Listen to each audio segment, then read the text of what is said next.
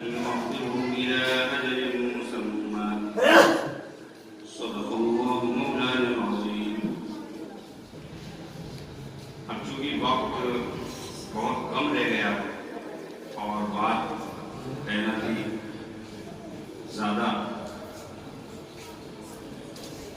حضور اکرم صلی اللہ علیہ وسلم کے تشریف لانے سے دنیا میں کتنے فائدے ملے ہیں انسانیت کو. تقریباً 10 فائدے تو ہم نے اپنی یادداشت میں لکھے تھے، اس وقت پرچے میں کہ آپ کے سامنے اس کو تفصیل سے بیان کریں گے، لیکن اب چونکہ وقت نہیں ہے اس لیے بس بہت مختصر سی بات 2-4 منٹ میں کہہ کے بات ختم کر رہے ہیں. حضور اکرم صلی اللہ علیہ وسلم کے سلسلے میں علامہ سیوطی رحمۃ اللہ علیہ نے خصائص کبریٰ میں لکھا ہے کہ جب عالم ارواح میں اللہ تعالیٰ نے تمام روحوں کو جمع کیا تو اس وقت اللہ تعالیٰ نے پوچھا الست بربکم، کیا ہم تمہارے رب ہیں؟ ہم تمہارے رب نہیں ہیں؟ کیا ہم تمہارے رب نہیں ہیں؟ تو ساری روحیں خاموش تھیں. یہ جو انسان پیدا ہوتا ہے اس کے جسم میں جو روح ڈالی جاتی ہے یہ روح پہلے سے موجود ہے عالم ارواح. عالم ارواح ایک الگ دنیا ہے، وہاں موجود ہے روحیں اور وہ انسانوں کے جسم میں ڈالی جاتی ہیں. ان کی پیدائش جب ہونا ہوتی ہے تو جب روحوں سے سوال کیا تو ساری روحیں خاموش تھیں. سب سے پہلے جو جواب دیا تو وہ آپ صلی اللہ علیہ وسلم کی روح مبارک تھی. یہ خصائص کبریٰ میں علامہ سیوطی رحمۃ اللہ علیہ نے لکھا ہے آپ کے خصائص میں سے، خصائص نبوت میں سے، کہ اللہ تعالیٰ نے آپ کو ہی سب سے پہلے توفیق دی اور پھر جب آپ نے جواب دیا تب پھر تمام نبیوں کی، صحابہ کی اور تمام اولیاء کی روحوں نے پھر جواب دیا. اس کے بعد تو ایک تو احسان حضور اکرم صلی اللہ علیہ وسلم کا عالم ارواح میں ہوا ہے انسانیت کے اوپر کہ اس کو آپ کے طفیل میں جواب دینے کا سلیقہ آیا اور وہاں پر اللہ تعالیٰ کی معرفت اس کو حاصل ہوئی. اور یہ بہت بڑی چیز ہے، اللہ تعالیٰ کی معرفت کا حاصل ہونا عالم ارواح میں. یہ بہت بڑا گویا کہ آپ صلی اللہ علیہ وسلم کی روح مبارک کا عالم ارواح میں انسانیت کے اوپر احسان ہے.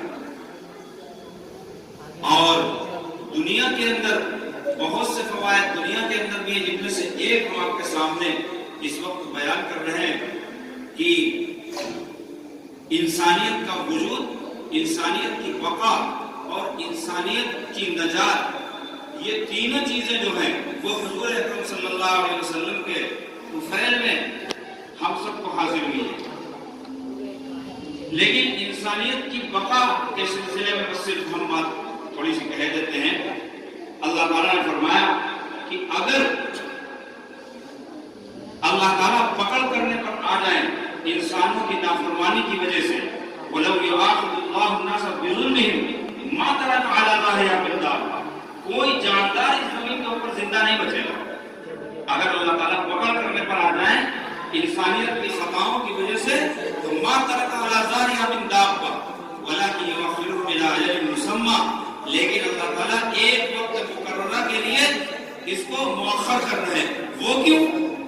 اس کا جواب دوسری جگہ ہے قرآن شریف میں کہ اللہ تعالیٰ مَا كَانَ اللَّهُ لِيُعَذِّبَهُمْ وَأَنتَ فِيهِمْ، آپ جب تک اس دنیا کے اندر موجود ہیں اللہ تعالیٰ انسانیت کو عذاب میں مبتلا نہیں کریں گے.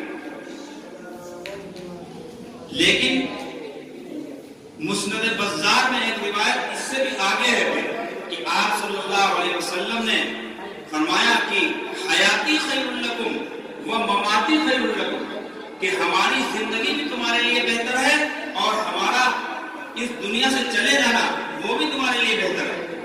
تو یہاں تو اللہ تعالیٰ نے صاف فرما دی بات کو کہ آپ جب تک موجود ہیں ہم انسانیت کو عذاب میں مبتلا نہیں کریں گے. ادھر آپ نے فرمایا کہ میں جب تک زندہ ہوں جب تک تو فائدہ ہے ہی ہے، اس کے بعد جب میں اس دنیا سے چلا جاؤں گا وہ وفاتی خیر لکم، میرا اس دنیا سے چلا جانا بھی تمہارے لیے بہتر ہوگا. تو صحابہ کرام نے پوچھا وہ کیسے ہوگا؟ تو آپ صلی اللہ علیہ وسلم نے فرمایا عرضت علیہ اعمالکم، کہ تمہارے اعمال ہمارے سامنے پیش کیے جائیں گے فَإِنْ كَانَتْ حَسَنًا، اگر وہ اچھے ہوں گے تو ہم اس کے اوپر اللہ تعالیٰ کا شکر ادا کریں گے، وَإِنْ كَانَ سَيِّئًا، اور اگر وہ خراب اعمال ہوں گے تو ہم استغفرت لکم، تو تمہارے لیے ہم قبر میں بھی استغفار کریں گے۔ اور یہ عقیدہ ہے، آپ شاید آپ کے ذہن میں ہی نہ ہو، یہ عقیدہ ہے مسلمان ہونے کا، یہ بنیاد ہے کہ آپ صلی اللہ علیہ وسلم اپنی قبر مبارک کے اندر زندہ ہیں، اور آپ کو تمام اعمال امت کے پیش کیے جاتے ہیں، اگرچہ وہ تفصیل سے نہیں ہوتے ہیں، ایک خلاصہ پیش کیا جاتا ہے، لیکن آپ کے سامنے امت کے اعمال پیش کیے جاتے ہیں، اور جب آپ کے سامنے اعمال پیش کیے جاتے ہیں اگر وہ اچھے ہوتے ہیں تو آپ صلی اللہ علیہ وسلم اس کے اوپر اللہ تعالیٰ کا کی حمد و ثنا کرتے ہیں، اور اگر خراب اعمال ہوتے ہیں تو اس کے اوپر آپ صلی اللہ علیہ وسلم استغفار کرتے ہیں۔